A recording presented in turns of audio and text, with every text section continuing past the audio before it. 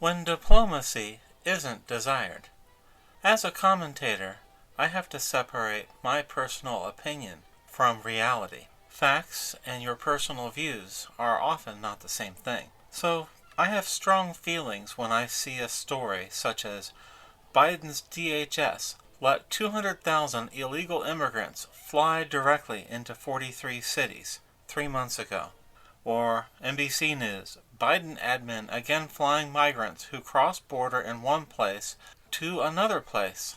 This is dated December 9th, just a few weeks ago. Biden's TSA designates special airport screening line for migrants without required ID. Isn't it great that you can travel in an airline and not even present personal identification of this country and have Joe Biden fly you everywhere? And then finally, photos of illegal immigrant lines at Tucson airport leave people confused and angry. So in my personal view, the officials of the Biden administration, the senior cabinet members, Secretary of State Blinken, Kamala Harris, and Joe Biden, should all have the costs of these migrant flights deducted from their personal salaries. If it costs $1 billion to fly illegal immigrants all over the United States for no reason at all, and that is billed directly to the U.S. taxpayer, why are we required to pay for this? Joe Biden should pay for this out of his own salary. Now, I understand that that's never going to happen, but that's my personal opinion. The matter of diplomacy is not the matter of personal opinion. It's based on facts. We had a story the other day that the government of Egypt brokered a ceasefire agreement and a peace deal between Israel and Hamas. The deal was quickly rejected, but it got my attention because it seems that diplomacy is valued with the United States government in some wars more than other wars. Hamas Islamic Jihad reject Gaza government overhaul for permanent ceasefire, Egyptian sources say. What is Egypt's peace plan proposal to end the Israel-Hamas war? Dated yesterday. Now, Secretary of State Anthony Blinken, a diplomat, has not sought peace at all in the Russia-Ukraine war, but he has a very different attitude with the Hamas-Israeli war. According to the Washington Post, in a phone conversation with U.S. Secretary of State Anthony Blinken and the Qatari Emir, they pledged to reconsider allowing Hamas to continue operating in the country of Qatar after the hostage crisis is resolved. So, the Hamas-Israeli war is a matter for diplomacy, to find a diplomatic solution with a ceasefire and a peace deal and a peace plan. Israel-Gaza war live updates. Netanyahu advisor meets U.S. officials 10 hours ago.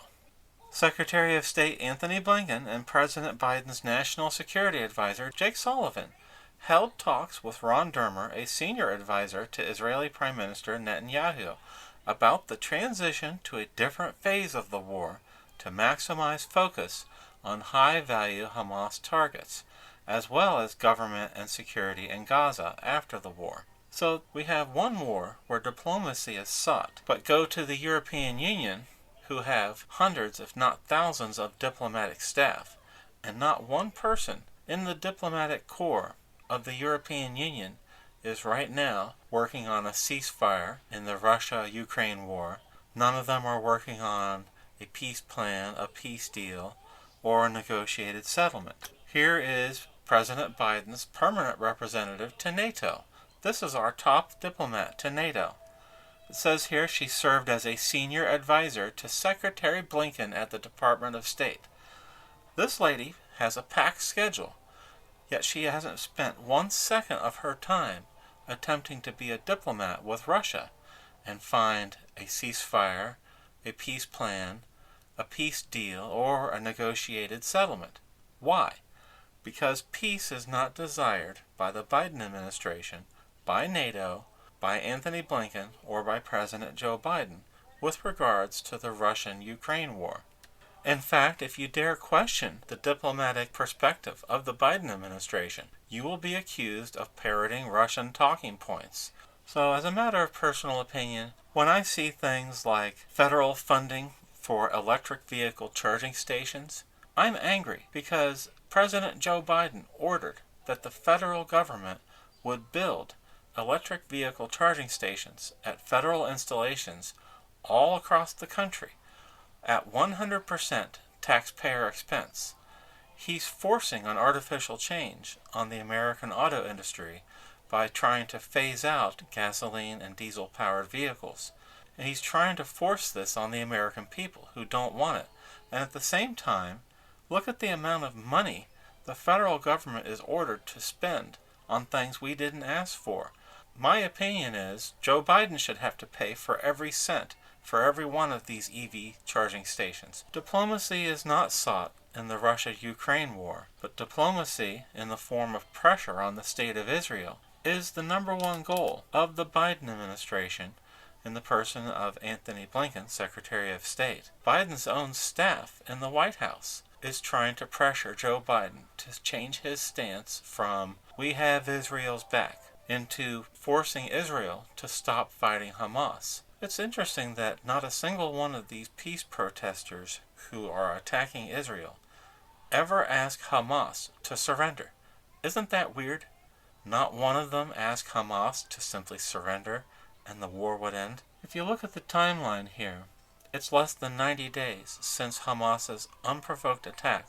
It's less than 90 days since that started on October 7th. And yet, when you go look at the Ukraine war, where was this diplomatic initiative by the United States to stop the Ukraine war 90 days in? Ukraine war started in February 2022. Why isn't anyone in NATO, the European Union, or the Biden administration pressuring the belligerents in that war to come to a negotiated peace? Because there are friends of the Biden administration who are making not just wheelbarrows of cash, but dump trucks full of cash off of the Ukraine war, consulting the Ukraine government in how to wage their war. The friends of Joe Biden, the donors of Joe Biden, are making incredible amounts of money, millions upon millions of dollars. So diplomacy is desired in some wars and not in others. That's a matter of fact. And once again, the entire bill for all of these wars from the American end is sent to the U.S. taxpayer.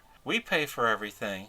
We pay for illegals being flown around the country, and we pay for electric charging stations, and we pay for wars to continue until Joe Biden decided we needed to throw money at them for the benefit of his friends that are attached to the American government. Thank you.